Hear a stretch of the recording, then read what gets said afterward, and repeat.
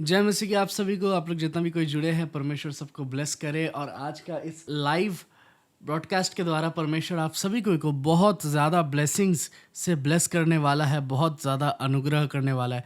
मुझे विश्वास है कि आज का इस लाइव सेशन से आपका ज़िंदगी ज़रूर बदलेगा। जल्दी से शेयर करें इस वीडियो को, जल्दी से शेयर करें। मेरा आवाज़ क्लियर है कि नहीं बताइए। और इस वीडियो को शेयर करें, जितना हो सकता है जितना इंसानों तक शेयर करें। आज सक्सेसफुल मैरिज लाइफ पार्ट 2 का हम लोग देखने वाले हैं और कल पार्ट 3। सो आइए हम लोग आराधना शुरू करें और शेयर करते रहे ताकि इंसान का जीवन बदले। परमेश्वर धन्यवाद देते हैं इस दिन के लिए। इस गाना के द्वारा हम तेरा महिमा करना चाहते हैं, तेरा आराधना करना चाहते हैं और प्रार्थना करते हैं सच में इंसानों का जीवन बदले प्रभु जी।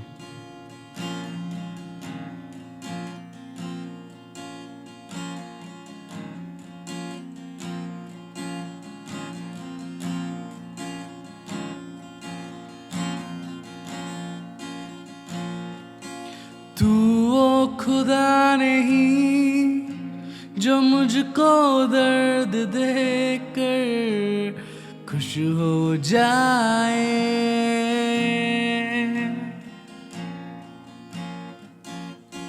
तू वो पिता नहीं जो मुझको आंसू देकर चैन से सोता है।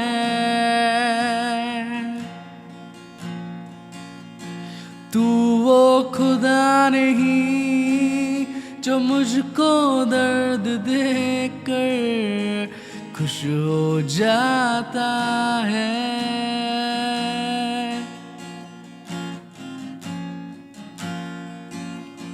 तू वो पिता नहीं जो मुझको आंसू देकर चैन से सोता है।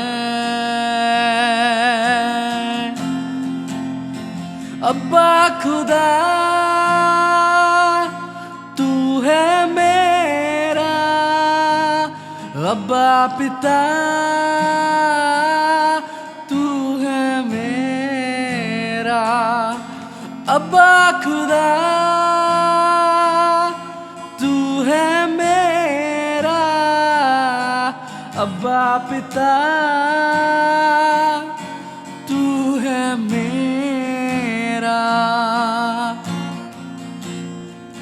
कम ऑन, प्रार्थना करें, अपने आंखों को बंद करें और हाथों को उठाए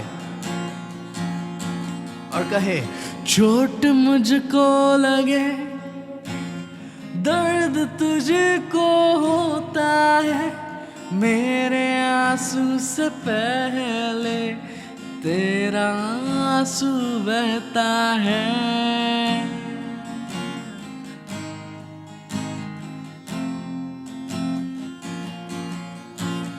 चोट मुझको लगे, दर्द तुझको होता है, मेरे आंसू से पहले तेरा आंसू बहता है। मेरे आंसू से पहले तेरा आंसू बहता है। मेरे हाथों को थाम कर मुझको चलाता है, अपनी बाहों में मुझको उठाता है, अपनी बाहों में हर गम बुलाता है। अब्बा खुदा तू है मेरा, अब्बा पिता तू है मेरा। अब्बा खुदा तू है मेरा, अब्बा पिता तू है मेरा।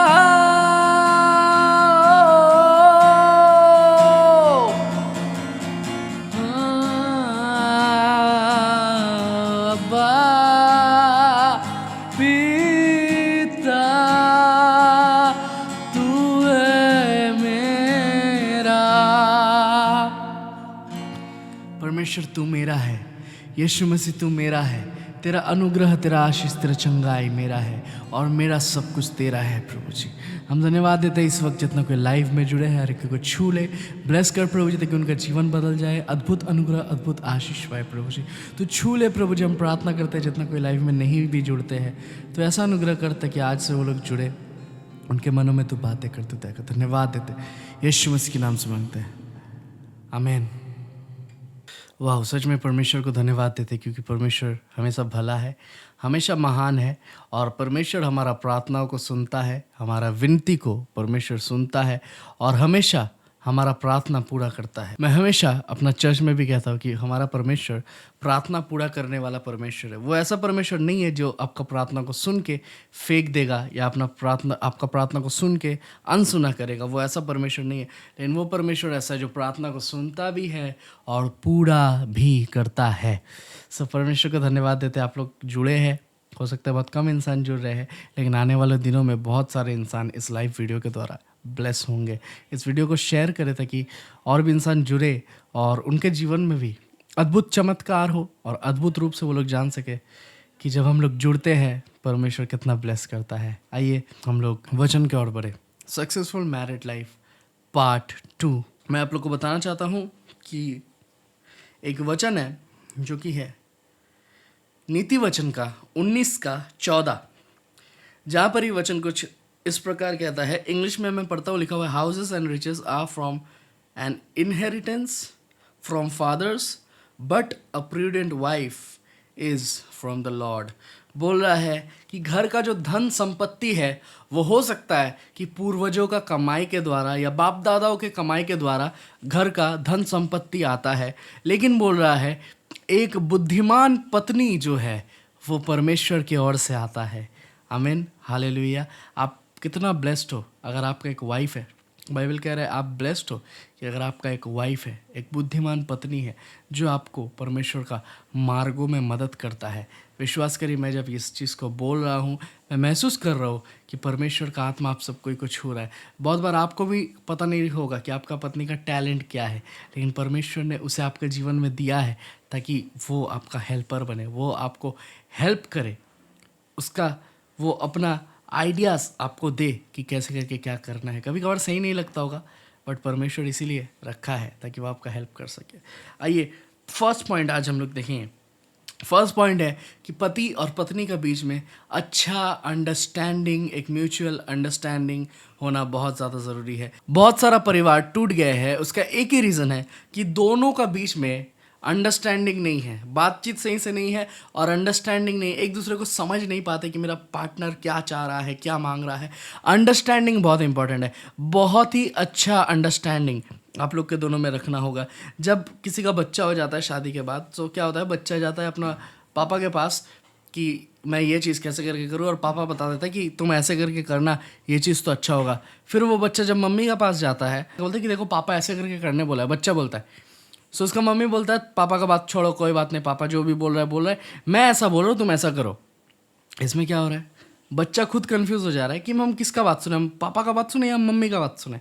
आगे जाके जब वो बड़ा होगा देखिएगा वो एक पेरेंट को रिस्पेक्ट कर रहा है, एक पेरेंट को डिसरिस्पेक्ट कर रहा है, या दोनों को ही डिसरिस्पेक्ट कर रहा है, क्योंकि बच्चा जान रहा है मेरा पेरेंट्स में कोई अंडरस्टैंडिंग नहीं है।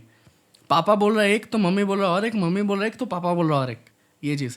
लेकिन क्या होना चाहिए, अगर पापा ने बच्चा को बोला कि देखो ये चीज़ ऐसे करके करना है, वो बच्चा गया अपना मम्मी का पास और जाके बोला कि पापा ने बोला ऐसा करना है, क्या करे। मम्मी को बोलना चाहिए कि पापा ने जैसा बोला वैसा करो, ठीक है। सेम विथ हस्बैंड, जब आपका वाइफ आपका बेटा को बोल रहा है कुछ, हस्बैंड का पास जब वो बेटा या बेटी आ रहा है, बोल रहा मम्मी तो ऐसा बोला करने, हम क्या करें। आपको बोला है मम्मी ने बोल दिया बस वैसा करो। इससे पता चलेगा बच्चों को कि नहीं, एक अच्छा स्ट्रिक्टनेस है और साथ ही साथ बहुत अच्छा स्ट्रॉन्ग अंडरस्टैंडिंग है कि नहीं, मेरा पार्टनर ने जो बोला ज़रूर वो सही बोला है, ज़रूर वो सोच समझ के बोला है। लेकिन क्योंकि हम लोग अपना बुद्धि से ना कभी भी इंसान को सही नहीं बोल सकते, हमेशा लगेगा कि ऑपोजिट में जो खड़ा है वो गलत है, हमेशा लगेगा कि ऑपोजिट में जो है, जब एक लॉन्ग टर्म रिलेशनशिप हो जाता है ऐसा लगेगा अरे ये बेकार का बात करता है, बकवास कर रहा है, ये गलत बोल रहा, मैं ही सही बोल रहा हूँ। लेकिन ये मैं ही सही बोल रहा हूँ ये तो सबको लगता है, आपको ऑपोजिट में जो खड़ा है वो भी सोच रहे कि अरे मैं सही बोल रहा हूँ, ये गलत बोल रहा है। हम लोग कब अपना गलती को एक्सेप्ट करेंगे, कब हम लोग प्रॉपर अंडरस्टैंडिंग रखेंगे? अगर अंडरस्टैंडिंग रखना है तो दोनों ओर से मजबूती होना होगा। अगर दोनों रस्सी पकड़ के है ना, एक जन अगर रस्सी छोड़ देता तो एक जन गिर जाएगा, लेकिन दोनों अगर टाइट करके पकड़ के रखा तो रस्सी मजबूत होगा, रिलेशनशिप मजबूत होगा। प्रॉपर अंडरस्टैंडिंग रखना बहुत ज़्यादा ज़रूरी है हमारे बीच में। वाइफ का ये रिस्पॉन्सिबिलिटी है कि अपना बेटा और बेटियों को सिखाए कि उसका पिता का कैसे करके रिस्पेक्ट किया जाए, और पिता का ये रिस्पॉन्सिबिलिटी है कि अपना बेटा बेटियों को सिखाए कि अपना माता को कैसे रिस्पेक्ट किया जाए। ये चीज़ अगर आप कर सकते हो, वो लोग ऑटोमेटिकली आपको रिस्पेक्ट देगा, क्योंकि आप सिखा रहे हो कि रिस्पेक्ट क्या है, कैसे करके रिस्पेक्ट किया जाता है। इस चीज़ को मेंटेन करें, आपका ज़िंदगी बहुत पावरफुली इम्पैक्ट होगा, बहुत पावरफुली प्रभु आशीष करेगा आपका ज़िंदगी को, और आपका संसार, आपका फैमिली, आपका आने वाला जनरेशन रिस्पेक्टफुल जनरेशन होगा। और इतना पावर रहेगा, परमेश्वर का वचन कहता है इतना पावर रहेगा, दूसरा सोचेगा अरे इसका घर का बच्चा ऐसे कैसे, इसका परिवार में ऐसा बॉन्डिंग कैसे, क्यों? क्योंकि आप लोग वचन जानते हो, परमेश्वर का उपस्थिति, परमेश्वर का आत्मा आपके साथ है, आप जानते हो। और आप ये चीज़ कोशिश करिए, संसारिक इंसान कोशिश करेगा, हो भी सकता है, नहीं भी हो सकता, लेकिन आप जब कोशिश करिएगा होगा ही होगा, क्योंकि परमेश्वर आपके साथ है। ओके, उसके बाद अच्छा अंडरस्टैंडिंग कब बिल्ड होता है? जब ज़्यादा फ़ोन कॉल्स नहीं होता है, आपस में नहीं। लेकिन बहुत बार होता है कि जो वाइफ रहता है, अपना मम्मी का घर में रात दिन कॉल करके बात कर रहा है, अपना मम्मी का पास रात दिन कॉल कर रहा है, ऐसा हुआ मेरे घर में, वैसा हुआ है, वैसा ऐसा है, ये वो करके अपना मम्मी का घर में, या जो हस्बैंड है वो अपना घर में अपना माँ को कॉल कर रहा है, अपना पापा को कॉल, और रात दिन बात कर रहा है। लेकिन देखिए, शादी मतलब वचन कह रहा है कि ये लोग दोनों अलग होंगे और एक होंगे, एक ही रीज़न से, शादी, मैरिज। तो मैरिज को मेंटेन कैसे किया जा सकता है? ऑटोमेटिकली अपना माता पिता से थोड़ा सा रिश्ता को आपको कट करना होगा। ऑफ कोर्स वो आपका माँ अभी भी, आपका पिता अभी भी है, लेकिन वो लोग का वजह से आपका घर में लेकिन अशांति हो भी सकता है। अगर कि बेटी ने बोला कॉल करके उसका माँ को कि अरे मेरा घर में आज दाल भात बना, और माँ बोल रहा है मेरा तो मटन बना, मेरा तो चिकन बना, अच्छा है तुम तो बहुत दुखी हो। उसका माइंड में आ गया कि अरे मैं शादी करके बहुत दुखी हूँ। अब जो माइंड में आ गया वो हटा नहीं सकते आप। सेम कंडीशन है हस्बैंड का। हस्बैंड अगर कॉल करके अपना घर में बात कर रहा है और सुन रहे वो लोग बहुत अच्छा से, और यहाँ पर ही सुन रहा है कि नहीं मेरा बीवी तो उस प्रकार का हमको ट्रीट नहीं करता जैसे मेरा माँ मेरा पापा को ट्रीट करता है उतना अच्छा तरीके से, तो ये चीज़ माइंड में आ गया। और जब माइंड में कोई भी चीज़ आ जा रहा है आपका, बहुत मुश्किल हो जाता है रिश्ता को मेंटेन करना है। तो ये फ़ोन कॉल से बहुत बचे, स्पेशली अपना घर वालों से।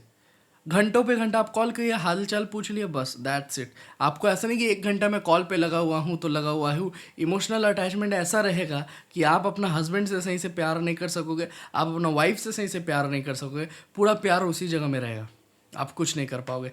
ये चीज़ बहुत इंपॉर्टेंट है, ये चीज़ अच्छा तरीके से जान ले। साथ ही साथ एक ऐसा अंडरस्टैंडिंग रखना है आप लोगों को कि बहुत कोई ये वाला चीज़ आपको बताएगा नहीं शायद, लेकिन अंडरस्टैंडिंग में आपको एक दूसरे का परिवार के बारे में भी समझना होगा। अगर पत्नी है, उसको अपना सास ससुर के बारे में सोचना होगा, उनका कैसे करके हेल्प किया जाए, उनके कैसे करके हम काम आ सकते हैं, उनके साथ कैसे करके भला होकर रह सकते हैं। और अगर पति है, उसको भी अपना सास ससुर का सोचना होगा। हो सकता है उनका सास ससुर जो है पति का, उनका कोई बेटा नहीं है, सिर्फ एक बेटी है। उस क्षेत्र में आपको उसका बेटा की तरह रोल प्ले करना ज़रूरी है। अगर आप हेल्प करना चाहते हो कोई चीज़ में, आप हेल्प करो। पुराना ज़माने में ऐसा होता था कि नहीं ये अपना सास ससुर को हेल्प नहीं करेगा, नहीं ऐसा नहीं होता है। अभी सास ससुर नहीं, बाइबल कहता है माँ बाप, ठीक है।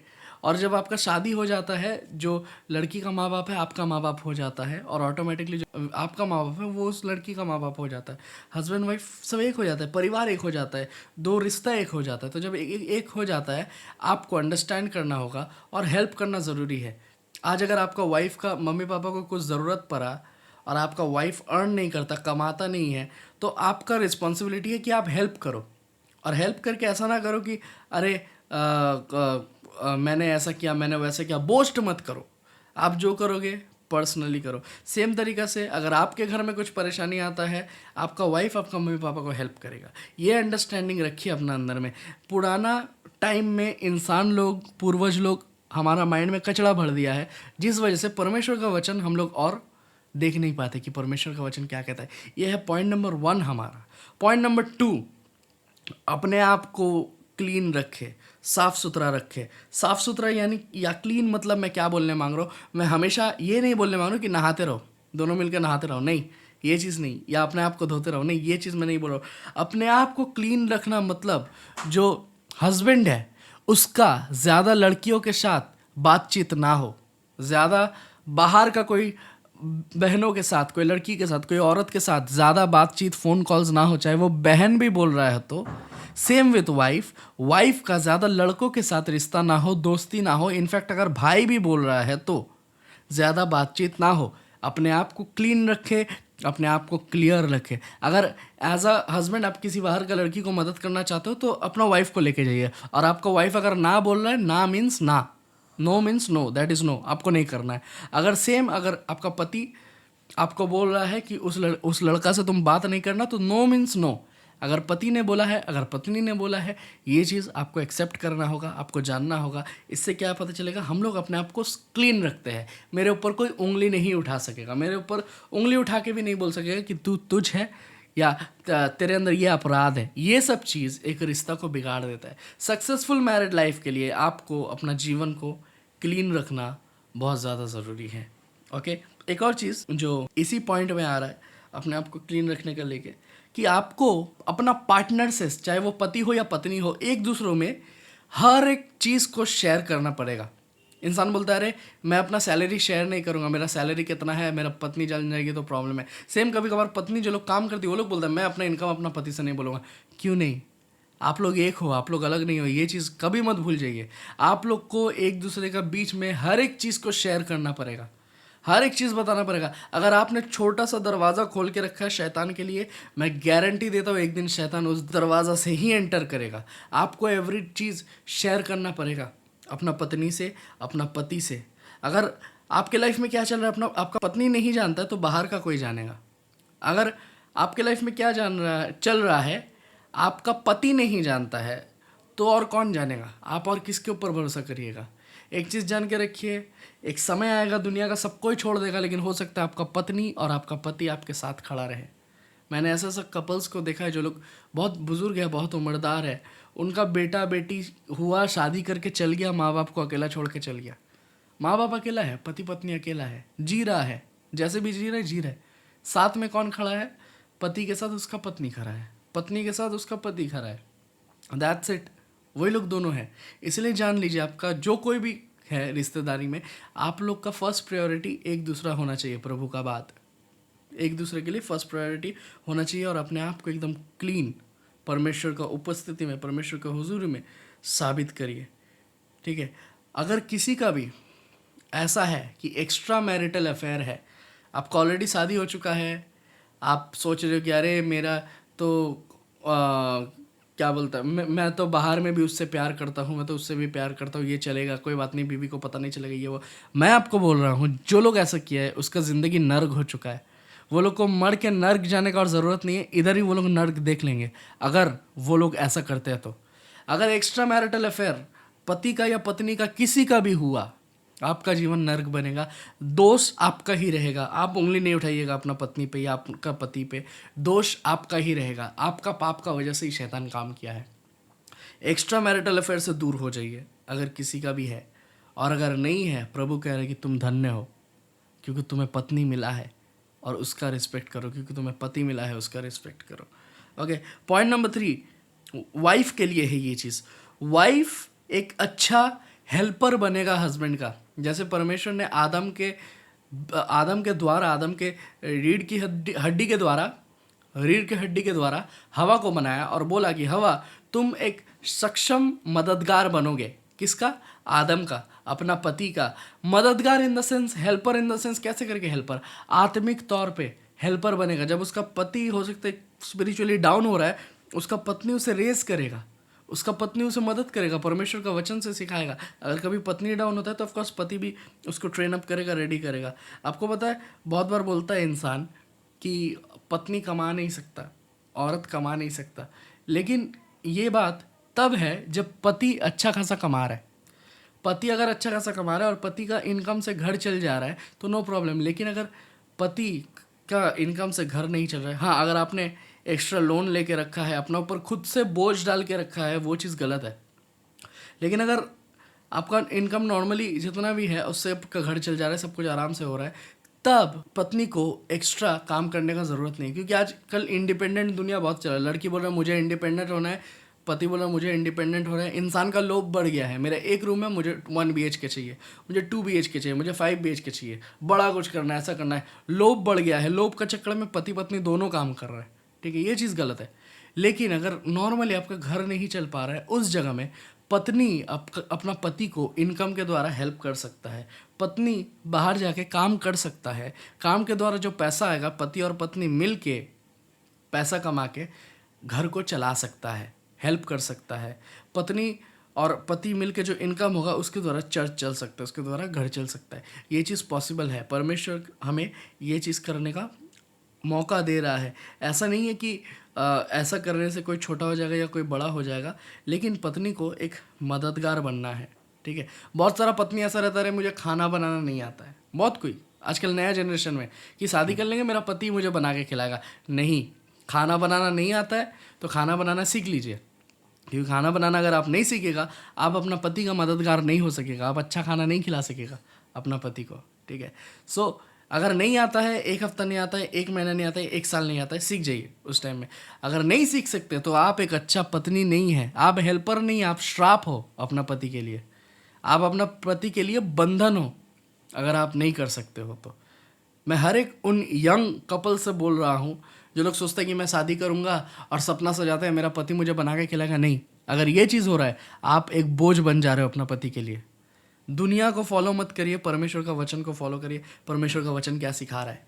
अगर आप काम में भी जा रहे हो, आपको खाना वाना बना के सब रेडी करके दे के जाना होगा, ये आपका काम है। आपका पति का सेवा आपका पहला काम है। आप बोलते हो ना मिनिस्ट्री में मैं सेवा करूंगा, उससे भी पहले प्रभु बोला अपना पति का सेवा करो। अगर तुम अपना पति का सेवा नहीं कर सकोगे, तुम परमेश्वर का कैसे सेवा करोगे। पति को तुम देख सक रहे हो लेकिन सेवा नहीं कर रहे हो, परमेश्वर को तुम देख नहीं सक रहे हो और बोलो मैं परमेश्वर का सेवा कर लूँगा। पति से कभी कभार दुख लगता है कुछ गलत करता है तो इसका मतलब परमेश्वर में आएंगे, अगर परमेश्वर से कुछ मिला नहीं तो भी मुझे दुख लगेगा बहुत।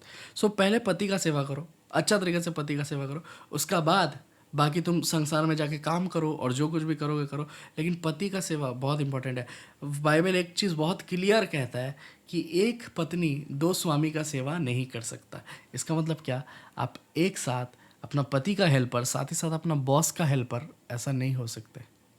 हाँ, परिस्थिति जब बहुत ख़राब है, मैं फिर बोल रहा हूँ आप कर सकते हो। लेकिन आप सोच रहे हो मुझे इंडिपेंडेंट बनना है, मुझे भी कुछ करना है, मैं पढ़ा लिखा लड़की हूँ, मैं ऐसा हूँ, मैं वैसा हूँ। नहीं, आप एक अच्छा वाइफ तब नहीं हो। आप तब एक अच्छा लड़की हो, पढ़ा लिखा लड़की हो, कोई बात नहीं। लेकिन आपका पढ़ाई लिखाई सब व्यर्थ है अगर आप परमेश्वर का वचन को नहीं पढ़े हो। आपने ग्रेजुएशन तो कर लिया लेकिन परमेश्वर का वचन में आपने ग्रेजुएशन नहीं किया तो कोई फ़ायदा नहीं आपका इस विश्वासी जीवन का। ओके, आपको एक दूसरे का पसंद और नापसंद को जानना बहुत ज़्यादा ज़रूरी है। पत्नी को जानना होगा कि पति को क्या खाना पसंद है, क्या अच्छा लगता है। पति को जानना होगा कि मेरा पत्नी को क्या पसंद है, क्या अच्छा लगता है, क्या कपड़ा, क्या खाना, क्या, ये चीज़ हमें मेंटेन करना होगा। बहुत बार ऐसा होता है ना कि पति लोग बहुत रोक टोक लगा देता है पत्नी के ऊपर कि ये नहीं पहनोगी, मतलब ये कपड़ा नहीं पहनोगे, ऐसा नहीं करोगे, ऐसा नहीं करोगे। आपको जानना होगा जो परमेश्वर का वचन का खिलाफ है उसको आप 100% रोकिए, अलाउ ही मत करिए। लेकिन जो परमेश्वर का वचन के खिलाफ नहीं है, आपका पत्नी एक कुर्ता मांग रहा है, एक साड़ी मांग रहा है, बोलो नहीं नहीं देंगे, बहुत खर्चा, ये वो, आपको निकालना होगा, आपको खर्चा निकालना होगा कहीं ना कहीं से। मुझे पता है ये चीज़ में बहुत बहुत सारा औरत लोग बोलेगा वाह पास्टर क्या बात बोला है, लेकिन ऐसा बात नहीं है। परमेश्वर का वचन हमें अलाउ करता है, आपको निकालना होगा, निकाल के अपना पत्नी को हेल्प करना होगा इन सब चीज़ों में, क्योंकि आपके अलावा दुनिया में उसका कोई नहीं। वो अपना घर परिवार सब कुछ छोड़ के आपके लिए आई है, तो आपको उसका मदद करना होगा जैसे पत्नी अपना पति का मदद करेगा। ओके, लास्ट पॉइंट नंबर 4 जो कि है keep good physical relationship. Physical relationship बहुत इंपॉर्टेंट है। बहुत क्यों बोलेगा अरे पास्टर क्या बोल रहा है, ये खराब बात है, ये पाप वाला बात बोल रहा है। नहीं मेरे भाई बहनों, मेरे प्रियो, मेरे चर्च, मेरा कलीसिया, इस बात को सुनिए। अगर कोई भी शादीशुदा है, ठीक है, शादी का पहले फिजिकल रिलेशनशिप पाप है, शादी का बाद फिजिकल रिलेशनशिप नहीं रखना पाप है। ये चीज़ जान के रखो। बहुत क्यों बोलते कि अरे मुझे धार्मिक बनना है, मैं बहुत धार्मिक हूँ और मैं अपना पार्टनर को नहीं छूने दूंगा, मैं अपना पार्टनर को टच नहीं करने दूंगा, मैं धार्मिक हूँ, मुझे पवित्र बनना है, ऐसा ऐसा करके आप देखिए आप पाप कर रहे हो। अगर आप एक वाइफ हो, आप बोल रहे हो मैं मेरा पति को नहीं छूने दूंगा, मैं बहुत धार्मिक बनूंगा, ऐसा ऐसा, देखिएगा कुछ दिन बाद आपका पति कोई पराई स्त्री को जाके छू रहा है, उसके साथ संबंध है उसका। और ऐसा क्यों हुआ? क्योंकि आपने ही गड्ढा खोदा है, आपने ही उसे अलाउ नहीं किया बहुत सारा चीज़। इसीलिए तब मत बोलिएगा मेरा पति बहुत बेकार है, एक्स्ट्रा मैरिटल अफेयर है ये वो, क्योंकि आपका गलती है। प्रभु चाहता है कि आप लोग के अंदर में बहुत अच्छा संबंध रहे, बहुत अच्छा रिलेशन रहे, फिजिकल, इमोशनल, मेंटल, हर एक चीज़ में आप एक दूसरे को समझे। लिखा हुआ है कि पत्नी अपना पति के पास सबमिट करो, तुम्हारा शरीर तुम्हारा नहीं, तुम्हारा पति को दो। और पति को बोल रहे तुम अपना हर एक तन मन हृदय से अपना पत्नी को प्यार करो। ये चीज़ क्यों बोल रहे हैं परमेश्वर? क्योंकि आपको एक दूसरे के लिए खड़ा रहना होगा, एक दूसरे का हेल्प करना होगा, सक्षम मददगार बनना पड़ेगा आप लोगों को। अगर आप नहीं बन सकते, परिवार में प्रॉब्लम होगा, परिवार में अशांति होगा। एक दूसरे के साथ प्रार्थना करने बैठे, ऑफ कोर्स ये चीज़ तो है कि हम लोग प्रार्थना करते हैं, ये सब बेसिक चीज़ है। लेकिन मैं आपको जो सिखा रहा हूँ, मैं बेसिक नहीं सिखा रहा हूँ, मैं थोड़ा इंटरमीडिएट लेवल का सिखा रहा हूँ। ऐसा भी नहीं कि मैं बहुत एडवांस्ड बात बोल रहा हूँ, नहीं, लेकिन मैं एकदम बच्चा वाला बात भी आप लोग के साथ नहीं बोल रहा हूँ। मैं जो बात को सिखा रहा हूँ आपको, ये बात को अगर आप सीख गए, आपका जीवन टोटली बदल जाएगा। ये 4 पॉइंट जो मैंने अभी बोला, ये 4 पॉइंट को एकदम याद रखिए। आप लोग का रिलेशनशिप ऐसा इम्पैक्ट होगा, ऐसा काम होगा कि आप लोग के द्वारा सैकड़ों जवान लोग, सैकड़ों इंसानों बदलेगा आप लोग के द्वारा, अगर आप इस वचन को ग्रहण करते हो। ये लाइव रिकॉर्ड करने में बहुत टाइम लगता है और मुश्किल होता है, हर एक चीज़ सेटअप वगैरह सब चीज़ में, फिर भी हम लोग एवरीडे आपके पास आते हैं ताकि आपको कुछ नया सिखा सके और आपका जीवन बदल सके। मैं चाहता हूँ कि हर एक कोई इस वीडियो को शेयर करे और जितने इंसान नहीं जुड़ते उन्हें कॉल करिए, बोलिए कि इसमें जुड़ने, ताकि उनका लाइफ बदल सके। अभी भी बहुत सारा इंसान प्यार ढूंढ रहा है, लेकिन प्यार करने वाला कोई नहीं है। कितना टाइम हो गया, हो सकता है बहुत कोई का अरेंज मैरिज हुआ है और अपना पार्टनर को आई लव यू तक नहीं बोला। हो सकता है अरेंज मैरिज हुआ है और ऐसा वो लोग बोला भी नहीं, ये वर्ड्स को नहीं बोला। वो लोग हो सकता है तरसता है ये वर्ड को सुनने के लिए। आपको बोलना पड़ेगा। आप 90s में नहीं हो, आप 2024 में हो। परमेश्वर का वचन कह रहा है कि प्यार करो और आप प्यार ही नहीं करते हो। परमेश्वर इस वचन के द्वारा आपको आज ब्लेस कर रहा है, इस वचन के द्वारा नया कुछ भेदों को खोल रहा है। तो जब परमेश्वर नया भेदों को खोल रहा है, आइए हम लोग एक गाना को गाते हैं और इस गाना के द्वारा हम लोग परमेश्वर का महिमा करते हैं। और अगर अपना पार्टनर के प्रति कुछ भी गलती कभी भी किए हैं, उसको क्षमा मांगते हैं और एक साथ परमेश्वर का महिमा प्रशंसा करते हैं।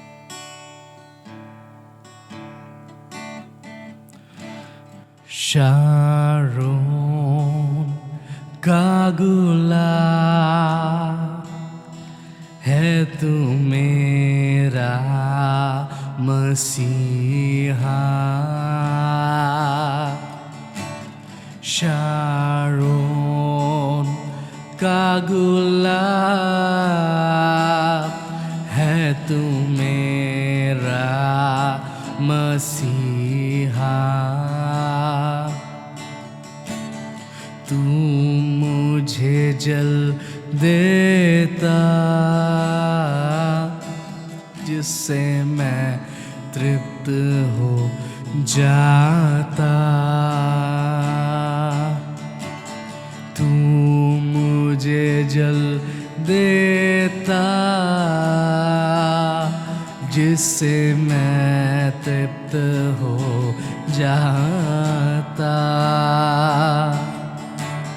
तू है मेरा प्रिया और मैं तुझसे प्रेम करूँगा, तू है मेरा प्रिया और मैं तुझसे प्रेम करूँगा।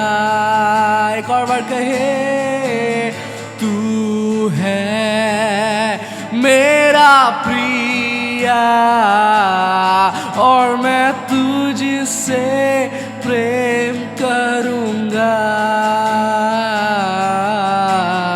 तू है मेरा प्रिया और मैं तुझसे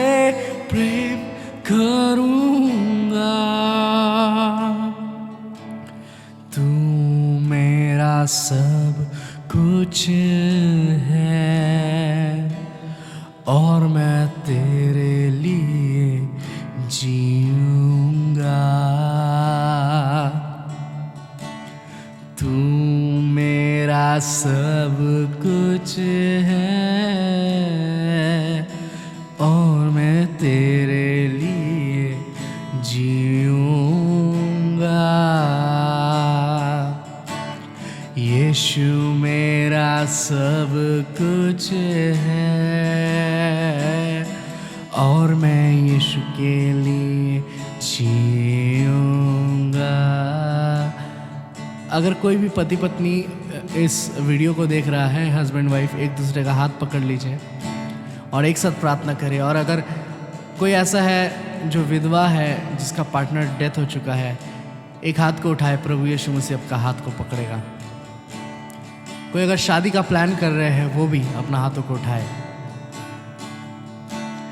तू है मेरी अग्नि और मैं तुझ में समा जाऊंगा।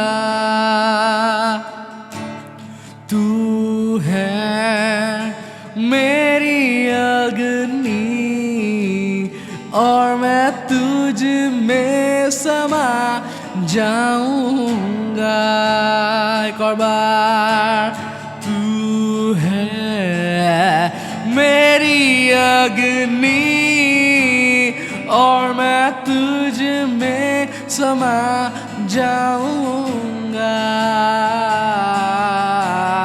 तू है मेरी अग्नि और मैं तुझ में समा जाऊंगा। तू मेरा सब कुछ है और मैं तेरे लिए जीऊंगा। तू मेरा सब कुछ है और मैं तेरे लिए जीऊंगा। यीशु मैं तेरे लिए जीऊंगा। प्रभु मैं तेरे लिए जीऊंगा। धन्यवाद परमेश्वर, क्योंकि तूने आज नया कुछ सिखाया। प्रभु जी हम धन्यवाद देते हैं प्रभु जी कि इतना सुंदर सा जीवन और इतना अच्छा लाइफ पार्टनर के लिए। प्रभु जी तू छू ले परमेश्वर हम सभी कोई को, हमारा हर कोई का जीवन को, और एक मजबूत रिश्ता से तू ब्लेस कर प्रभु जी। हम लोग प्रार्थना करते हैं हमारा GTN परिवार के लिए, इनफैक्ट जो लोग इस वक्त ऑनलाइन जुड़े हैं हर कोई के लिए। प्रभु जी तू छू ले उनका जीवन को, उनका जीवन में अद्भुत ब्लेसिंग आज काम करे, अद्भुत अनुग्रह आज काम करे, तेरा आत्मा उनके जीवन में काम करे और उनका लाइफ सेम ना रहे लेकिन उनका लाइफ में परिवर्तन हो। प्रभु जी मैं प्रार्थना करता हूँ तेरे पास हर एक चीज़ों का आंसर है, हर एक चीज़ों का उत्तर है। हम धन्यवाद देते हैं हर एक चीज़ों के लिए, तूने हमारा प्रार्थना सुना। जब वो लोग सोने जाएंगे परमेश्वर प्लीज़ उनसे बातें करना, उनके जीवन में काम करना, तो दया कर। यीशु मसीह के नाम से मांगते हैं, आमीन। परमेश्वर सबको को बहुत ब्लेस करे, बहुत आशीष करे, और हमें बहुत अच्छा लगता है जब आप लाइव में आते हो। चैनल को सब्सक्राइब करें और शेयर करें इस वीडियो को। Thank you. परमेश्वर सबको आशीष करे। Very good night. जय मसीह की।